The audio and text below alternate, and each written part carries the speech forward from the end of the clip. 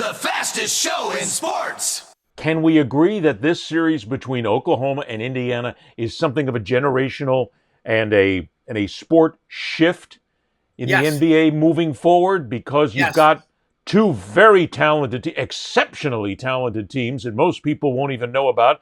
Don't want to go to Indiana, don't want to go to Oklahoma, whatever it is. It's not, doesn't have that LA New York connection to it.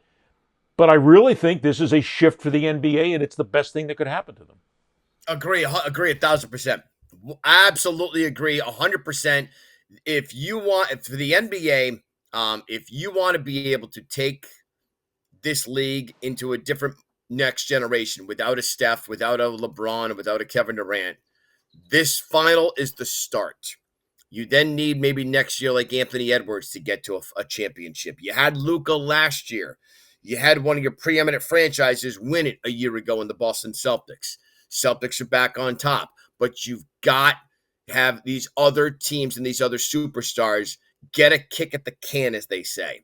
And now we're seeing that, and that's why, again, I've said it ever since we were down to the conference finals. The best matchup in the NBA finals would actually be the Pacers and the Thunder. We're going to get the best matchup.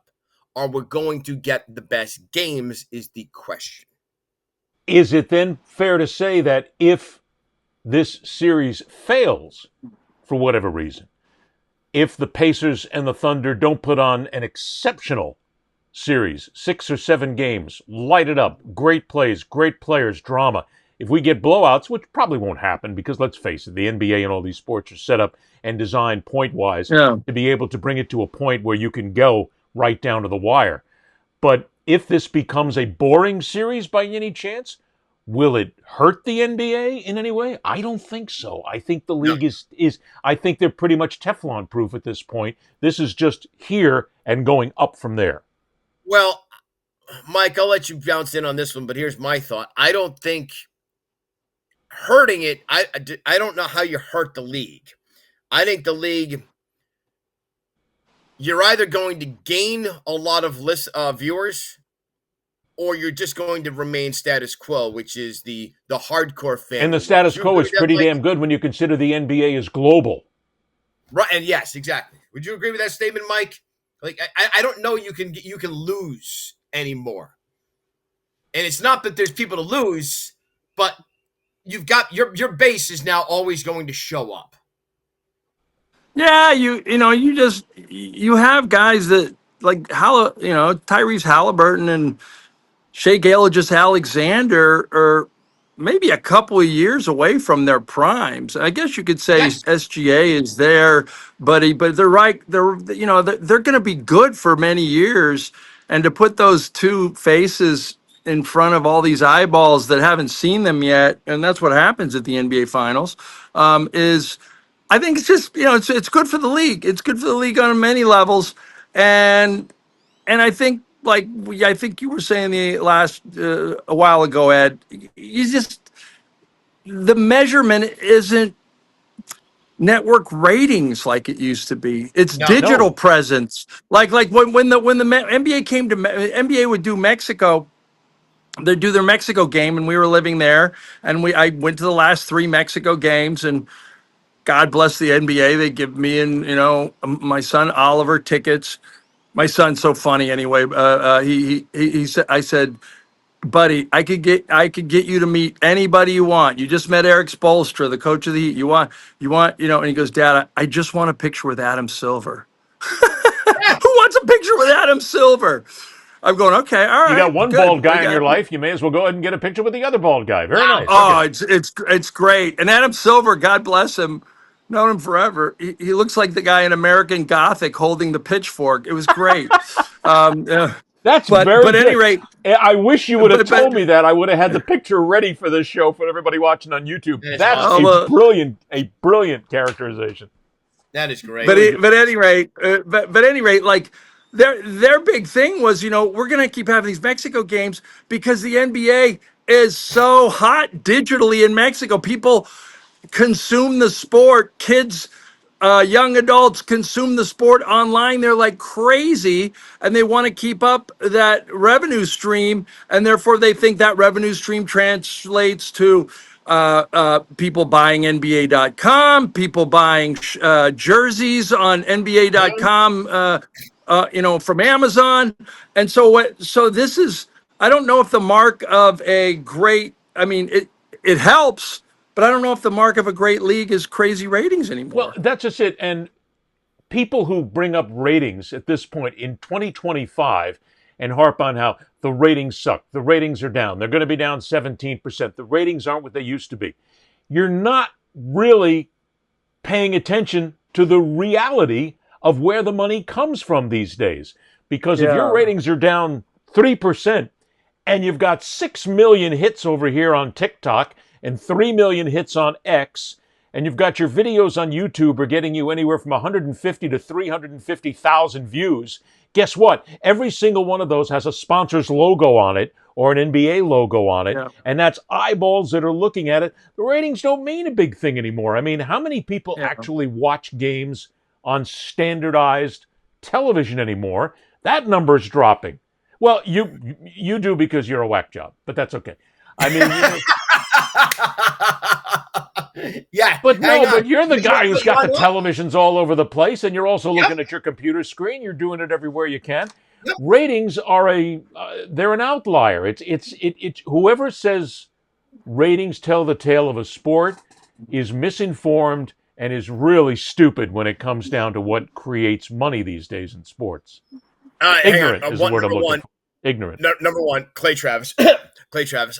Number two, Shaq. Shaq. Good shot. Thank you. Shaq had a great comment about this because he said there's no such thing as a small market team anymore. In part because Shaq. I'll think give about that. this. Ready? A market side, and he says because the advent of social media. Social media can take you anywhere, right? You don't need to be a small market team anymore. And this is also why you have in the NBA, you've got so many different stars.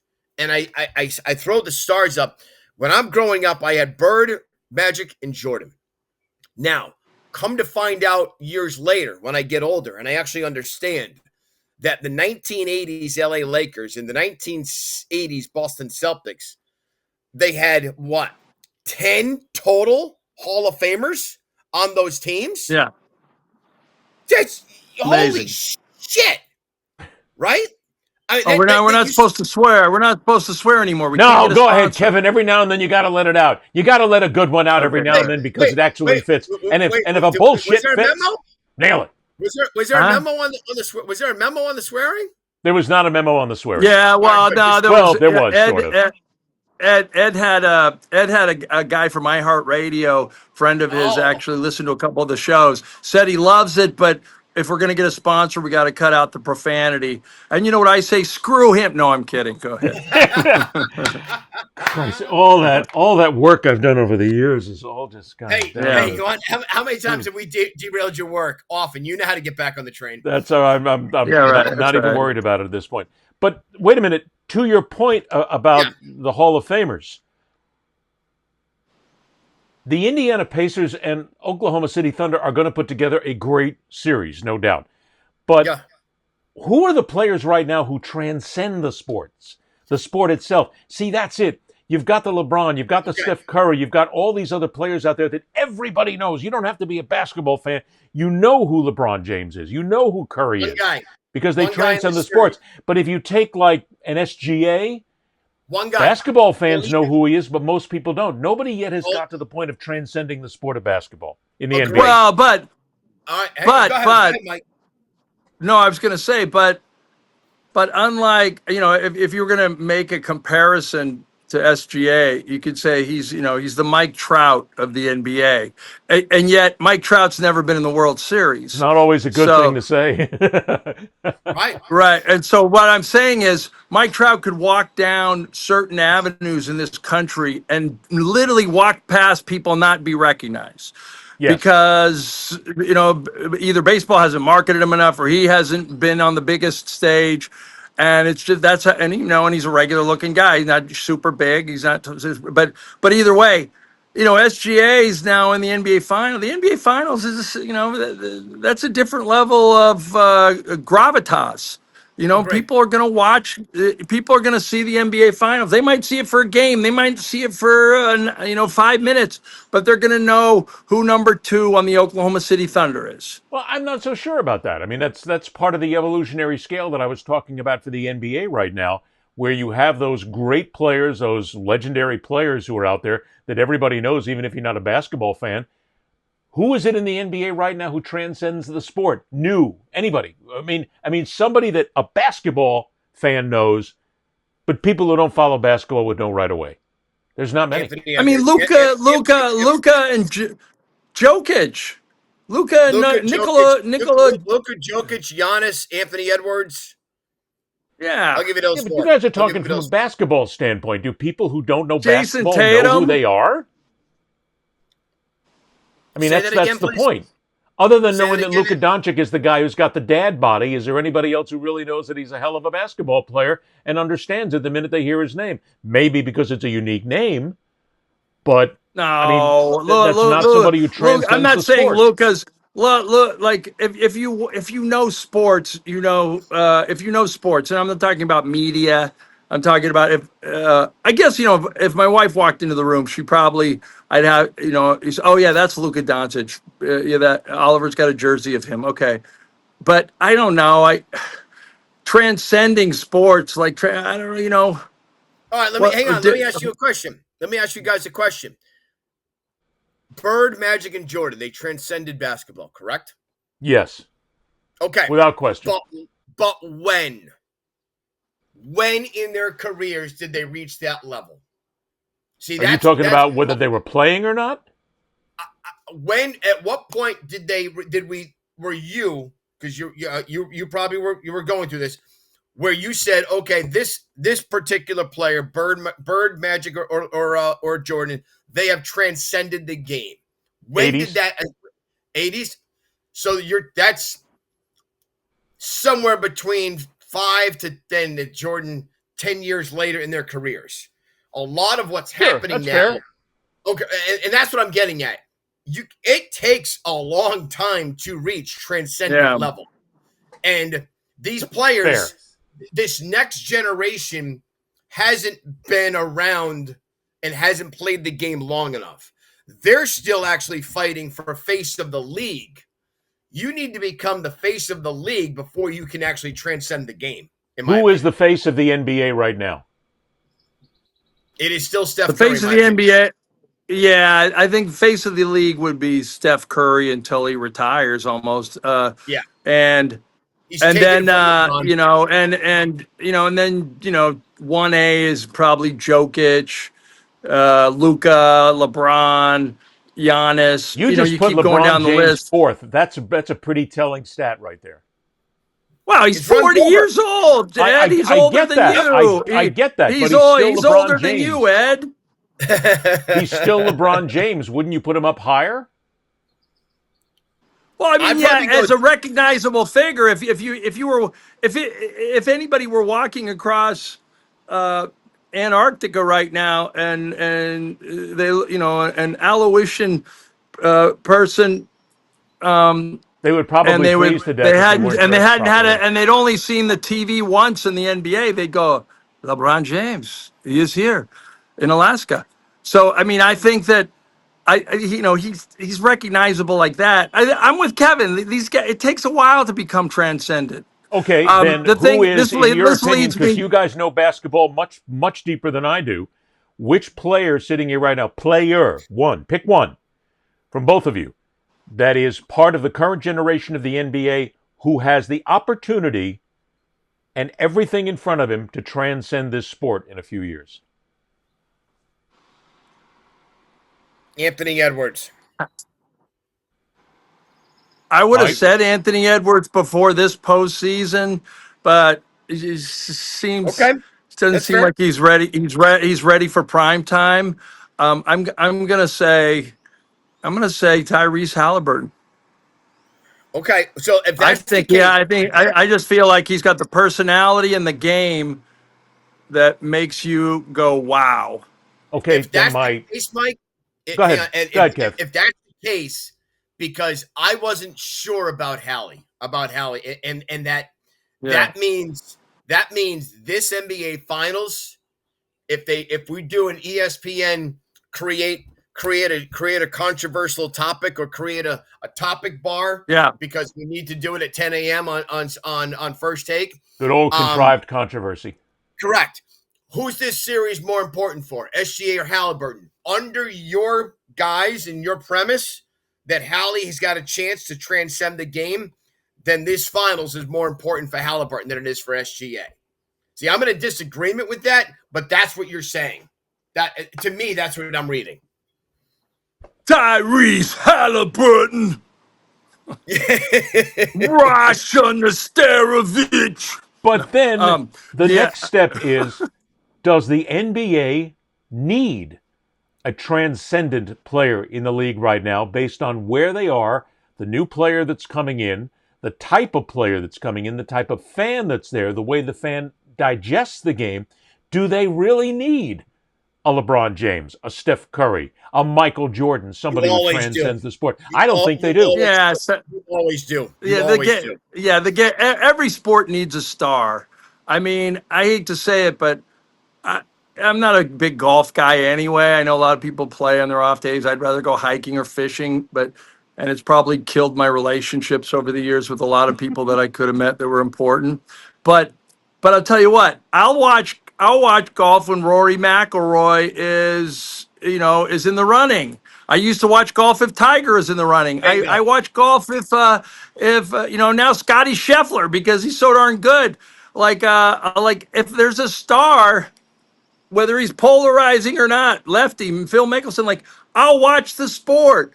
I was watching women's golf the other day because of Nelly Korda. I mean, she's 10-car pile up cute. I'm just going to say it right here and not get me too'd. Ladies and gentlemen listening on the audio podcast, that was Mike Wise. And she's good. W-I-S-E, just in case. 10-car pile up cute? I got to use that one. Oh, my God, that's awesome. He reached deep for that one, I got to tell you. That might be one of the best I've ever heard. Nicely done. Woo. You'll get hammered for it without a question, just by being nothing more than a chauvinistic pig. But you did it well. I'll give you that much. And then he still hashtag me too. But good looking is a part of being great, right? Yes, no, you're right. Is part of being great. Tyrese Halliburton's a good looking guy. Who was the last ugly person who ever transcended a sport? Everybody who's transcended any sport one way or another, they're really attractive. Beautiful. Well, anybody that rich becomes attractive. I always say, like, I've had so many people close to me in the business who happen to be female go, "Oh my God, Michael Jordan is so charming and charming." I go, if Michael Jordan was pumping gas in Wilmington, North Carolina, and wasn't like, you would not be as attracted to him. And she goes, "You're probably right."